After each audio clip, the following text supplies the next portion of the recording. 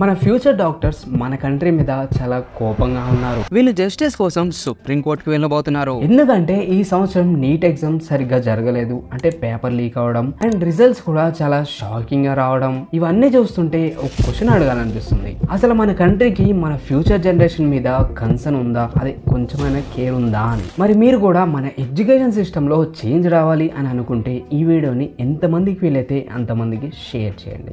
First thing first, అసలు neat అంటే ఏంటి? National eligibility cum entrance test. అంటే ఇది ఒక ఎంట్రన్స్ ఎగ్జామ్. ఈ ఎగ్జామ్ రాసి పాస్ అవుతే మీకు మెడికల్ కాలేజ్ లో సీట్ వస్తుంది. ఈ ఎగ్జామ్ 720 మార్క్స్ కి ఉంటుంది అండ్ అందులో 200 MCQs ఉంటాయి. అందులో 180 అటెంప్ట్ చేయాలి. అలానే ప్రతి కరెక్ట్ ఆన్సర్ కి 4 మార్క్స్ వస్తాయి. అలానే ప్రతి రాంగ్ ఆన్సర్ కి -1 మార్క్ కట్ అవుతుంది. ఇదంతా వింటుంటే చాలా సింపుల్ గా అనిపిస్తుంది కదా, కానీ ఇదంతా ఈజీ కాదు. ఎందుకంటే ప్రతి ఇయర్ 70 lakh స్టూడెంట్స్ పైన ఈ ఎగ్జామ్ ని అటెంప్ట్ చేస్తారు అండ్ అందులో జస్ట్ 7 to 8% మెంబర్స్ మాత్రమే, అంటే ఒక 100 అప్లికెంట్స్ తీసుకుంటే జస్ట్ 7 or 8 మెంబర్స్ మాత్రమే సెలెక్ట్ అవుతారు. మరి ఇదంతా పక్కన పెడితే అసలు నీట్ గురించి ఇప్పుడు ఇంతలా ఎందుకు హల్చల్ అవుతుంది అనుకుంటారా? సరే చెప్తా.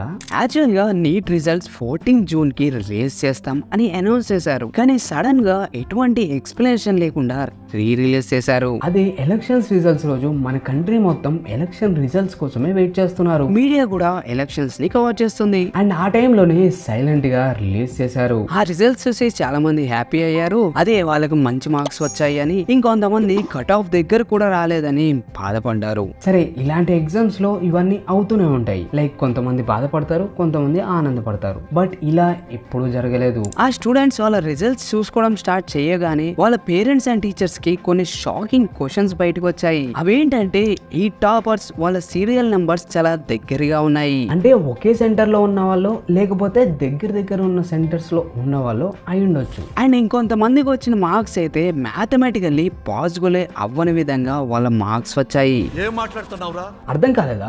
సరే ఒకసారి ఈ మ్యాథ్ చూడండి, మీకే అర్థమైపోతుంది. టోటల్ 180 క్వశ్చన్స్ కి కరెక్ట్ గా ఆన్సర్ చేస్తే ఎన్ని మార్క్స్ వస్తాయి? 720 మార్క్స్ వస్తాయి. సరే, అందులో 179 క్వశ్చన్స్ కి కరెక్ట్ గా ఆన్సర్ చేసి ఒక క్వశ్చన్ అసలు ఏం పెట్టకుండా వదిలేస్తే 716 మార్క్స్ వస్తాయి. అదే ఆ క్వశ్చన్ కి ఆన్సర్ రాసి ఒకవేళ ఆ ఆన్సర్ తప్పు అయితే అప్పుడు 715 మార్క్స్ వస్తాయి.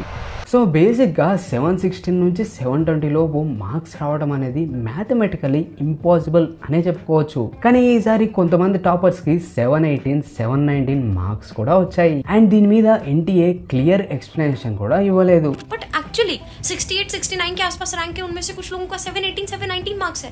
How come is that possible? వీటన్నిటితో పాటు ఇంకో ప్రాబ్లం కూడా ఉంది. అదే ఈసారి కట్ ఆఫ్ ఎక్స్పెక్టేషన్స్ కన్నా ఎక్కువగా పెంచారు. అంటే 620 to 625 వరకు ఎక్స్పెక్ట్ చేశారు. మేబీ ఇంకొంచెం ఎక్కువైతే 630 వరకు ఉండొచ్చు అనుకున్నారు. కానీ ఈసారి కట్ ఆఫ్ 650 వరకు పెట్టారు. అంటే నీట్ హిస్టరీలోనే ఫస్ట్ టైం ఇంత కట్ ఆఫ్ పెట్టడం. సరే, ఈ కట్ ఆఫ్ గురించి కూడా పక్కన పెడితే ఒకే సెంటర్ లో 8 మెంబర్స్ టాపర్స్ ఉన్నారా? అసలు ఇది లాజికల్లీ పాసిబులేనా? ఇంకా మెయిన్ది 718, 719 మార్క్స్ ఎలా వచ్చాయి? ఇంకా మెయిన్ది 67 మెంబర్స్కి పర్ఫెక్ట్ స్కోర్ ఎలా వచ్చింది? 5th మే రోజు నీట్ ఎగ్జామ్ జరిగింది అండ్ 7th మేకి పట్నా పోలీస్ లో పేపర్ లీక్ కేసులో 13 మెంబర్స్ ని అరెస్ట్ చేశారు.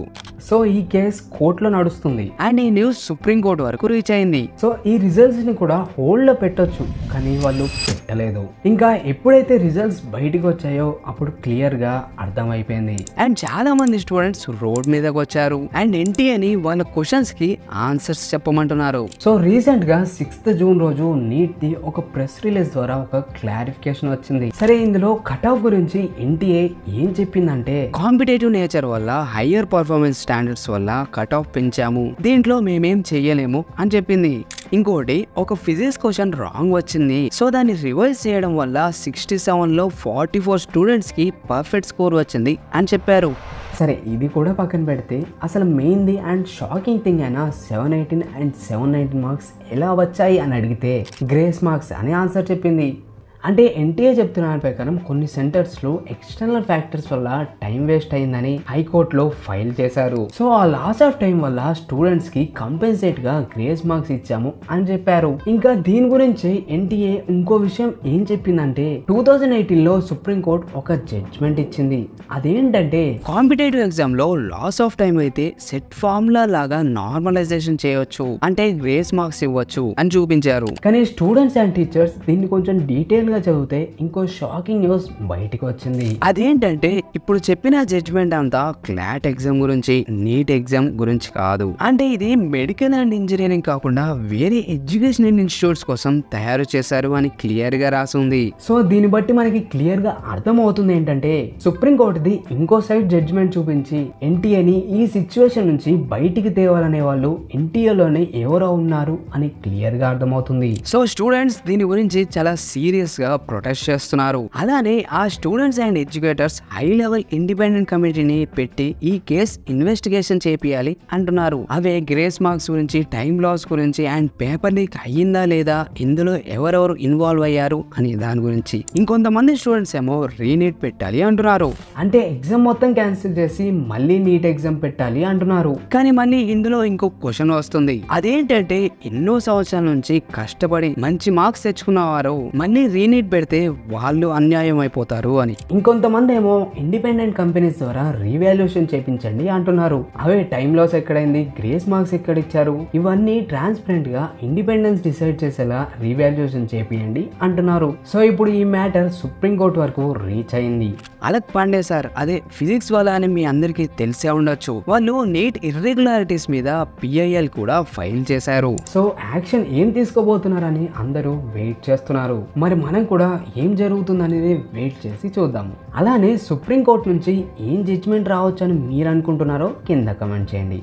అలానే మన తేజ ఛానల్ని సబ్స్క్రైబ్ చేసి ఆ బెల్ ఐకాన్ని ట్యాప్ చేయండి.